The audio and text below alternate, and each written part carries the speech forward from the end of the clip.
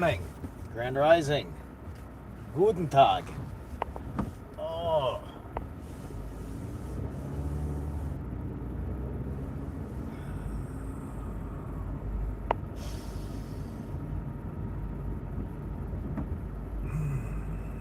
what a what a what a thing. I'm going live. I like the title says. I'll come up with a better title. I'm letting the flow state kind of take me. Um, Maybe I will toss this one out. I'm not sure. Um, I spent a good deal of my time after work yesterday, taking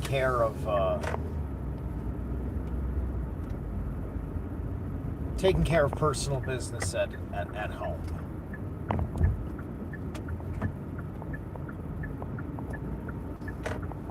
And so I'm just kind of rolling here.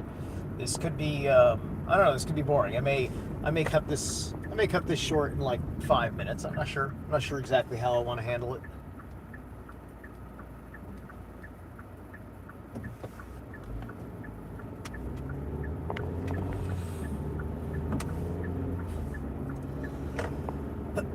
But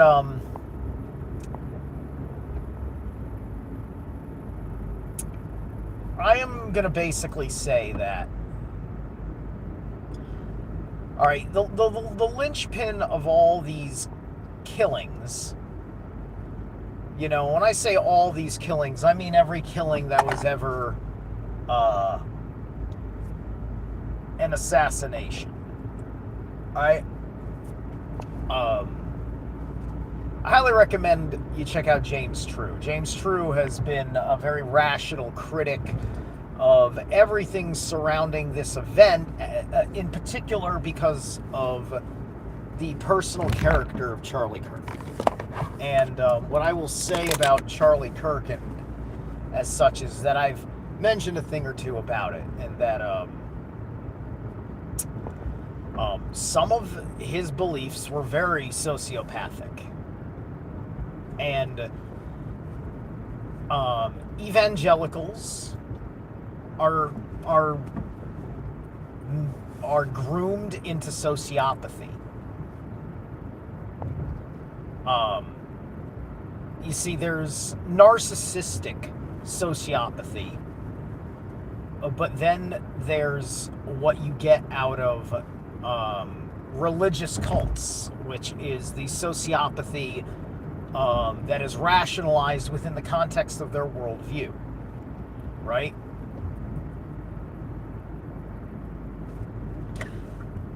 Now, where I'm gonna part, well, I mean, I may already be parting with James, right? Because James is right. Yeah, this is part of why I've said what I've said in prior videos. It's like, man, he said some fairly dehumanizing things about some people in the typical fucking way that you are used to hearing it from Christians, right? There's different kinds of Christians, so like different churches have different fucking attitudes. This is why I was talking about the paganism thing. It's also why I was talking about the forgiveness thing. I mean, I've met plenty of Christians who don't just do that kind of forgiveness. Right? They have a perfectly fine standard of forgiveness in their own right, and I don't think it makes any sense that a pagan doesn't have forgiveness. We need that. It needs to be forgiveness needs to be in an edda in us to have that quality. I think we can make judgment calls, personal judgment calls on. Do I feel like this transgression really mattered? Right? Did it really fucking matter? Right? We don't live in an Iron Age anymore, right? There's literally no need to fucking, fight each other to the death or even to the whatever, right? I mean, granted, I think that maybe once in a while that could. I mean, like, if we're gonna bother to have things like the MMA, I can't see why people can't settle their disputes in a sanctioned match just between persons, right? Especially if like you're not friends anymore. You know, I personally think that is fine, right? You know, just, you know, you're not making money out of it. You've got to pay for it, and you can't make any money out of it, right? Because it's effectively like it's kind of like akin to the justice system. You know, you're signing a waiver so that way you can't press charges for being in a fight. Everything's agreed upon. And somebody's there to make sure one guy isn't ending the life of the other, because that would be baked into the contract, and then you get your bullshit out. You know, that's one way, right? Does somebody want to challenge Tyler Robinson for vengeance for Charlie Kirk? Just like, Tyler Robinson, I challenge you to a duel! Right? Do we get that? Right? Fisticuffs for Charlie. Right? Look, dude, you know, it's you know, we can you know, it's just like, I've made the point about, you know, mental health, having your own agency, being delusional, right? The circumstances of this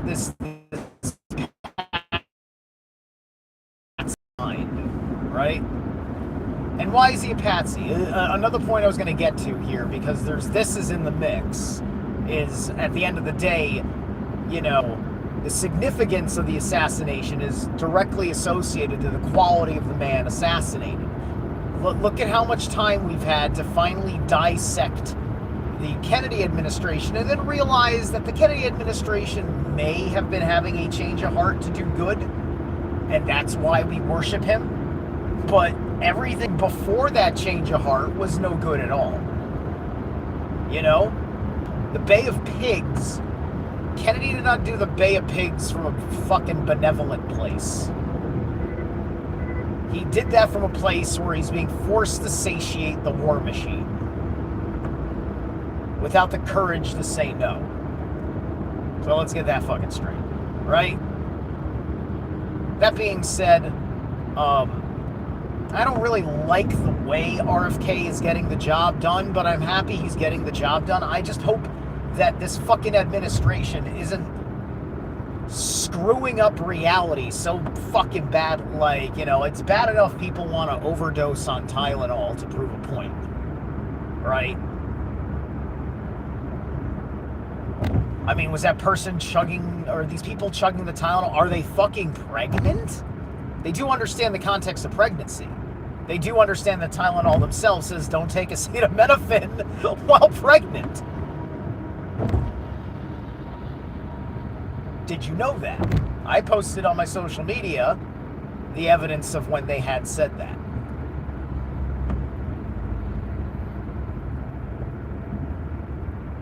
And it's not the end of the world, because now there are new standards and practices.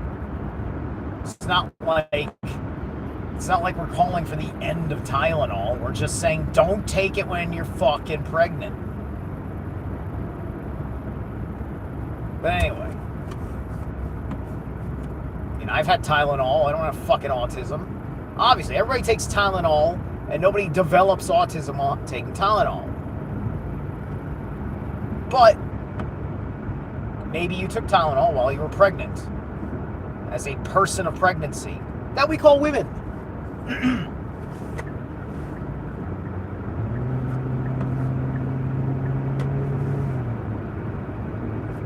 All right.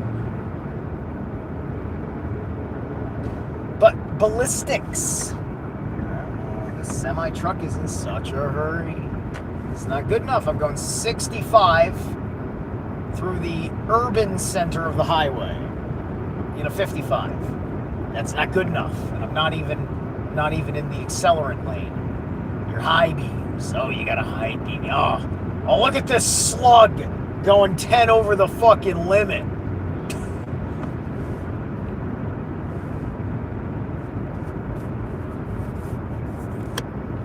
And the roads are wet.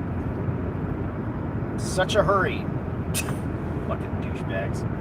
Anyway,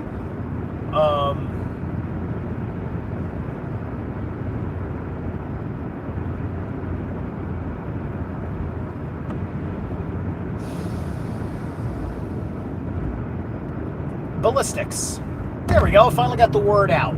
Ballistics. At the end of the day, something very scientifically rational, which is showing you what a 30-6 wound is, which is the only gun in question, is not what went through this man. Okay?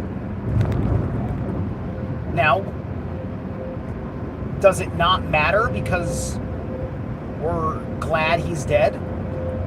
And I'm not talking about the left. I think the right is more glad that he's dead. I think Christians are drunk on the martyrdom. I think they're drunk on the martyrdom. Because it always goes back and feeds into the narcissism egregore built within that cult. Now, was Tyler also dealing with his cult's narcissism, as he is saying that Charlie Kirk's opinion of my identity is a personal threat to me? Is this guy going to put me in a loony bin? Is this guy going to force me to take psychiatric drugs? Is he going to deny me my gender assignment surgery? Is he going to dictate my gender? What an evil, evil man. Is he going to put me down? Does he think I need to be Nazi eugenicized? Right? Yeah, you want to talk about a fucking Holocaust. Oh, maybe 6 million is an appropriate number for an aggregate of human beings killed by the Nazis in the among the fucking civilians, right? So not people that died enlisted in warfare or fighting in some sort of independent militia type war front of Europe at the time. I'm talking about civilians, Jew or not. Maybe 6 million of those fucking souls ate it because they had their versions of autism, other mental illnesses, and issues that were ruining a thing, and going through this dehumanization process because the only thing that mattered was the integrity of the collective of the nation as opposed to the well-being of any particular individual of the fucking nation. And this is one of the many reasons I can't tolerate sympathizers. I'm sorry. It's just like I can't stand you if just because I can look and see, oh, the Nazis did actually have this right and that right. It does not mean I think the Nazis were right about anything. It just means that there was a handful of fucking things because they were a functional civilization for 20 years. Designed to destroy themselves, but not all at the same fucking time.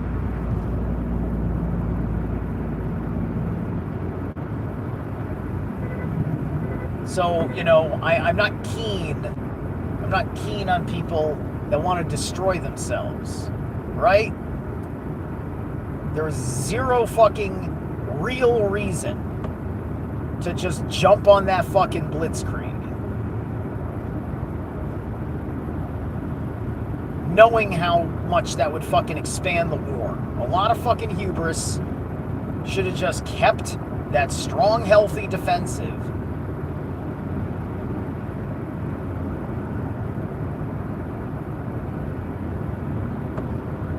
maybe open your fucking borders to Germans in lost German territory from the First World War. All sorts of ways you could have done that.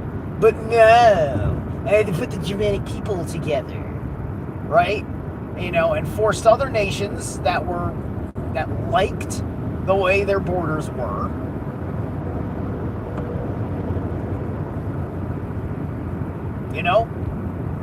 It's what happens when you don't consider the woman at all.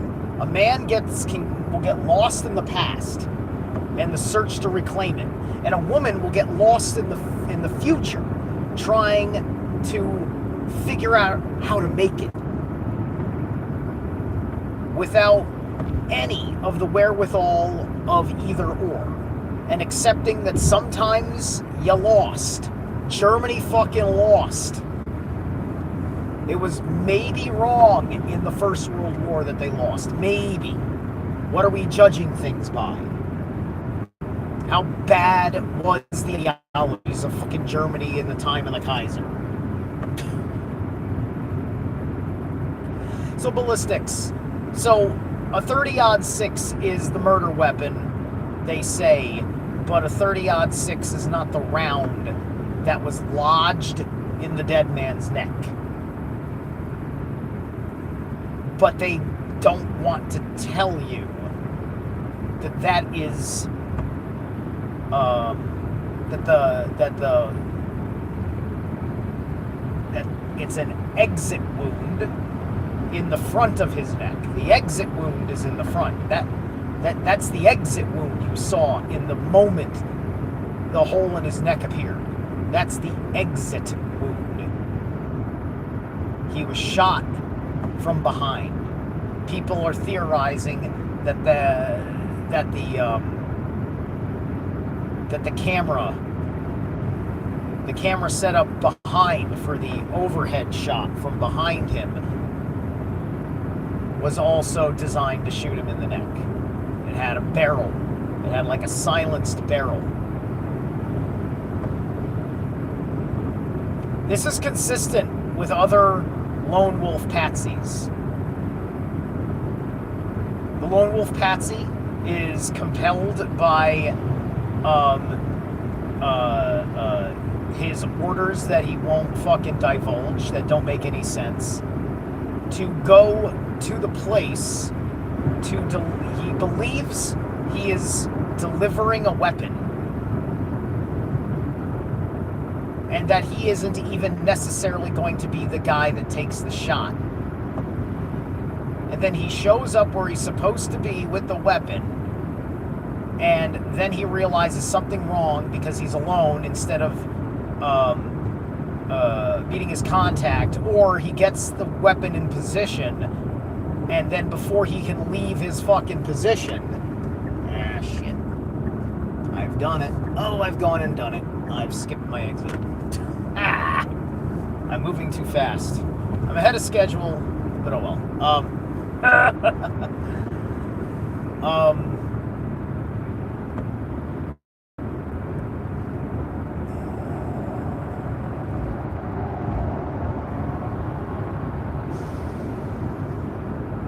See, this is like I wouldn't have been in that fucking cruising lane if it wasn't for that semi. And then I dropped the ball because I wasn't paying attention to how far. I almost thought I was still in the prior. Now, this is a fast commute for going 3 towns over, right? It's just the way they did the job for I-95 in the area. Anyway.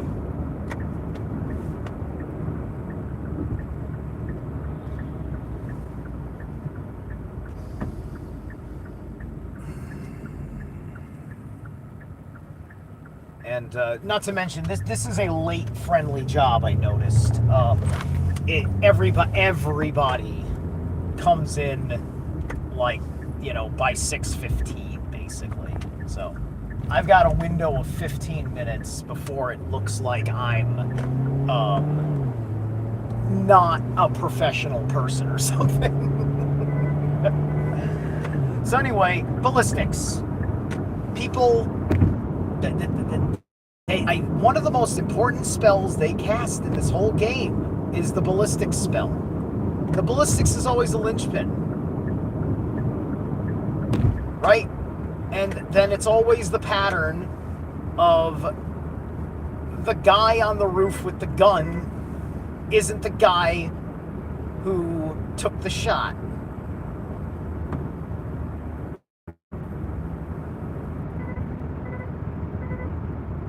But you can't possibly fucking know that. Right? It's like ballistics is not that hard. And you can look up basic, well-known stuff. Right?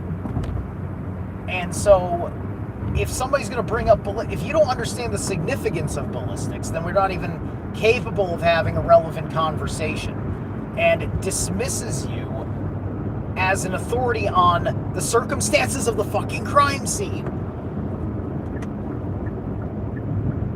Now, this doesn't prove who did it.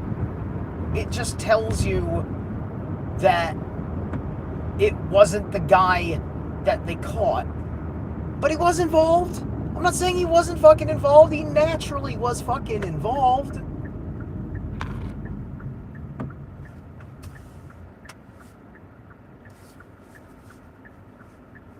But nobody thinks it's suspicious that you bother to have all this security. You know, because at least you know it's a huge crowd. It is a controversial person who, you know, and there's a lot of real, you know, vitriol that is akin to death threats. And you have freedom of speech, but at the same time, the gratitude of that freedom of speech is taking threats seriously. Because threats are not protected speech, and if you so choose to not prosecute a threat, at the very least you are taking in the threat as a data point of the risks you take. You might want to always have a security personnel checking out the roof. Somebody's ascending the roof without authorization or identification. You fucking call it in, and you make sure that the guy standing right next to Charlie is fucking stopped. Or, you know, goes to stop Charlie. Like, all right, Mr. Kirk, sir, hang on a second. Just come with me for a second. Sorry, guys, hang on. Hold your thoughts, right? And then you pull him aside. You pull him down. You had plenty of fucking time. Look how long they were staring at him with the fucking cameras and shit. Some schmuck on the ground, some random schmucks just saw the shooter running around the roof, or just saw a guy running around the roof. Not supposed to be on a fucking roof. You're not a fucking roof contractor. It's not a roof for human occupation. There's no fucking chairs up there. There's no event staff for you. It's not a place you're supposed to be. That's the security guard's cue to immediately do something.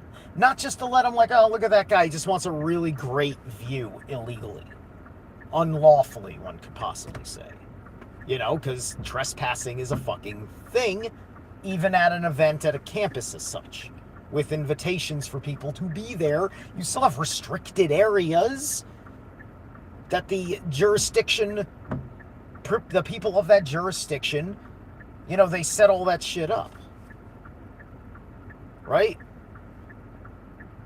So that, you know, this is, you know, it's just like, if we're going to have this lawful anarchist type of society, then I think we need to be okay that for things like events, you have a temporary infrastructure, like a temporary government that can't exist unless the event exists. And so thus it's only there for the event. Which is what you typically get with event planners and things. And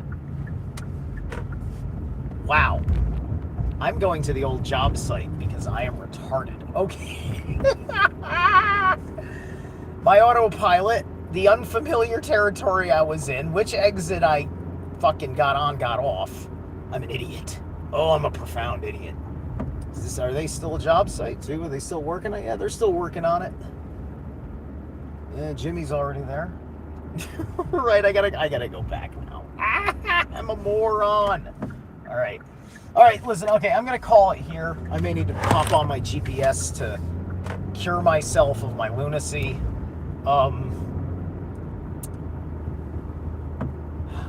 Thanks so much for tuning in. So, you know, we can't sit here and keep having the same script shoved down our throats and act like it's just straight up natural human behavior pattern. We're coming back to a place where, like I said, this is the conspiracy fatigue effect. And now, and it's really insulting because it's just a play tactic to take the fucking,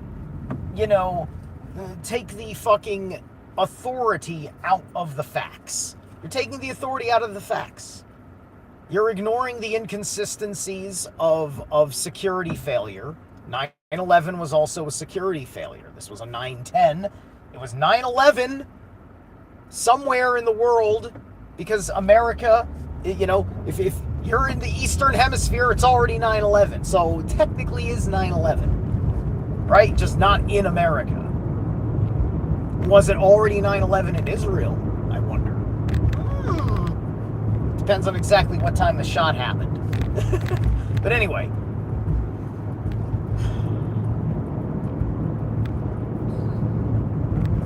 Yeah, so the security failure is your evidence of an inside job. The ballistics failure is evidence of an inside job. I don't know if it's the fucking Mossad. I really don't. That's circumstantial evidence.